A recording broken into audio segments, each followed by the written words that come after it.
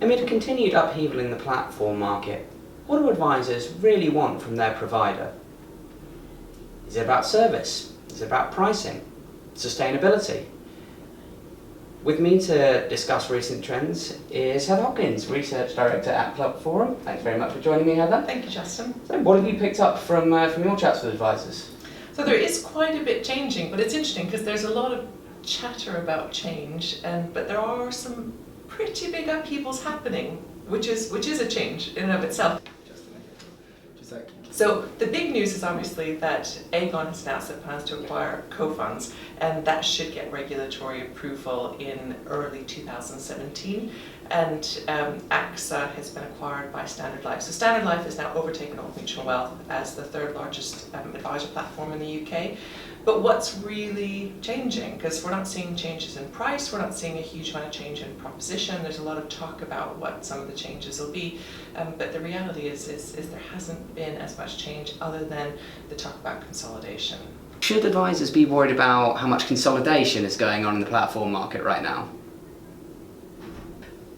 So there's been a lot of talk about consolidation. There's obviously the two high-profile announcements in the past few months, with Aegon announcing that they plan to acquire co-funds and Standard Life acquiring the AXA Elevate business.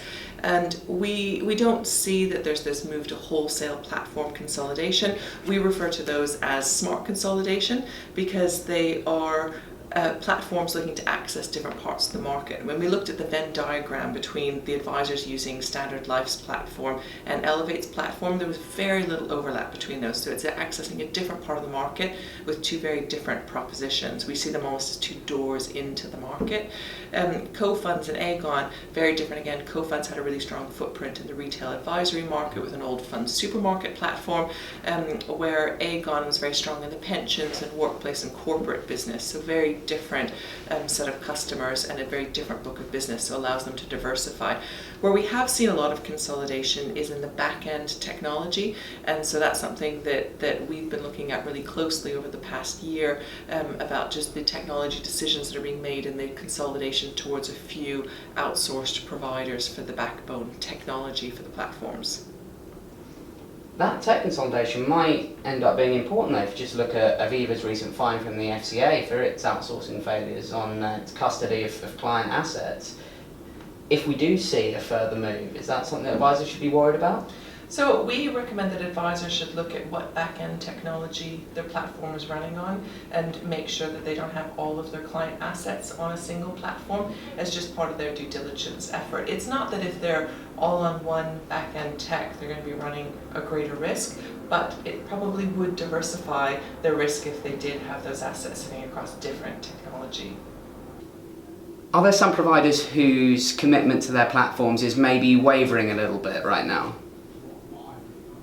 There certainly is a lot of chatter in the market, there always is, but whether that will result in any change is always hard to tell.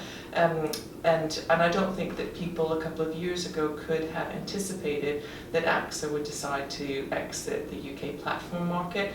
So it's certainly worth looking at, but it's very hard to predict how these things are going to play out.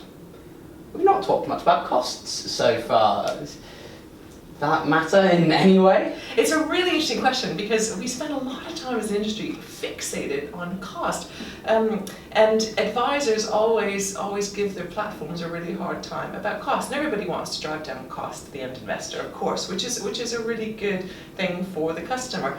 But we don't actually find that there's a strong relationship between platform cost and the platforms that are gaining assets. So Standard Life is the example that's often used. It's referred to as being reassuringly expensive, and is putting on $1 billion in net new sales quarter to quarter, one of the fastest growing platforms among the big players in the UK. So pricing doesn't seem to have as much as a bearing as some people would probably suggest. So who are the winners and losers going to be over the next 5 years? Is D2C going to steal a march, or are advisor platforms going to continue to rise? So the platform market is quite a crowded space. There's a lot of players, and so a lot of people expect that there will be fewer players down the road, and that is possible. We think that the biggest the biggest winners will be the platforms that continue to offer a good level of service to advisors at a competitive price. You asked the question of whether D2C will steal the march on advisor platforms. D2C platforms account for about 30% of open architecture platform assets. We haven't seen D2C growing at the rate that many people expected. In fact, D2C is growing more slowly than advisor platform assets. And we don't see that changing, because when we look at flows of funds, there's a huge bias towards sales through financial advisors of funds. But who will the winners and losers be within advisor platforms? I think that's an open question. There's a lot that could potentially change things in the market, and there's a few that have some really strong propositions, but there's others that are chomping at their heels and looking to overtake those. So lots to play for. Thanks very much for joining me. Appreciate it. Thanks, Justin.